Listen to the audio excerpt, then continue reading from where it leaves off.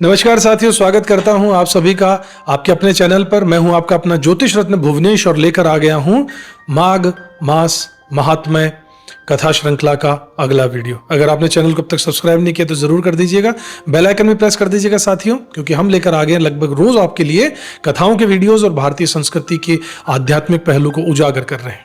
पिछले अध्याय में वशिष्ठ जी ने राजा दिलीप के माघ मास स्नान का महत्व बताया कि इसका फल अनगिनत जन्मों के पुण्य से भी श्रेष्ठ होता है।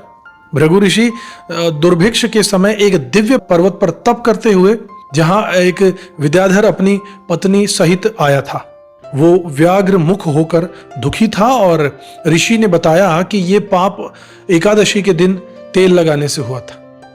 भृगु जी ने उसे हेमकूट नदी में माघ स्नान करने की विधि बताई और कहा कि इससे तुम्हारा मुख कामदेव के समान हो जाएगा।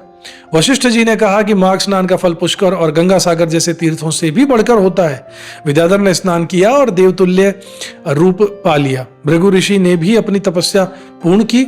यही कथा सिद्ध करती है कि माघ मास स्नान पाप मिटाकर आत्मा को दिव्यता प्रदान करता है। साथियों, चलिए आज की कथा शुरू करते हैं।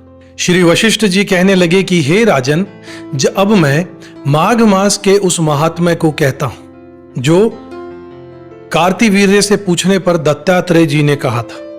जिस समय साक्षात विष्णु के रूप श्री दत्तात्रेय जी सत्य पर्वत पर रहते थे, तब महिष्मती के राजा सहस्त्रार्जुन ने उनसे पूछा कि हे योगियों में श्रेष्ठ दत्तात्रेय जी, मैंने सब धर्म सुने, अब आप कृपा करके मुझे माघ मास का महात्म्य कह दीजिए। तब दत्तात्रेय जी बोले कि जो नारद जी से ब्रह्मा जी कहा था, उन्होंने कहा था वही माघ मास महात्म्य मैं तुमसे कहता हूं। इस कर्म भूमि भारत में जन्म लेकर जिसने माघ स्नान नहीं किया, उसका जन्म निष्फल गया।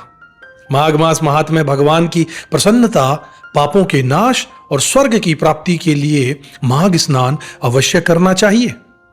यदि यह पुष्ट शुद्ध शरीर माघ स्नान के बिना ही रह जाए तो इसकी रक्षा करने से क्या लाभ है। जल में बुलबुले के समान, मक्खी जैसे तुच्छ जंतु के समान यह शरीर माघ स्नान के बिना मरण समान है। विष्णु भगवान की पूजा न करने वाला ब्राह्मण, बिना दक्षिणा के श्राद्ध, ब्राह्मण रहित क्षेत्र, आचार रहित कुल, ये सब नाश के बराबर है।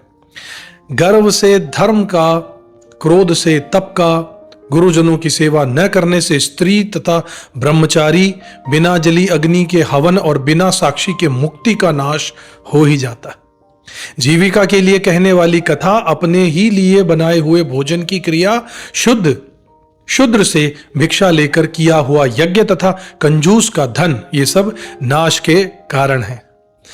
बिना अभ्यास और आलस्य वाली विद्या, असत्य वाणी, विरोध करने वाला राजा और जीविका के लिए तीर्थ यात्रा, जीविका के लिए व्रत, संदेह युक्त मंत्र का जप, व्यग्रचित्त होकर जप करना, वेद न जानने वालों को दान देना, संसार में नास्तिक मत ग्रहण करना, श्रद्धा बिना धार्मिक क्रिया, ये सब व्यर्थ है। और जिस तरह दरिद्री का जीना व्यर्थ है, उसी तरह माघ स्नान के बिना मनुष्य का जीना भी व्यर्थ है। ब्रह्मघाती, सोना चुराने वाला, मदिरा पीने वाला, गुरु पत्नी गामी और इन चारों की संगति करने वाला माघ स्नान से पवित्र हो जाता है। जल कहता है कि सूर्योदय से पहले जो मुझसे स्नान कर लेगा, मैं उसके बड़े से बड़े पापों को नष्ट करता।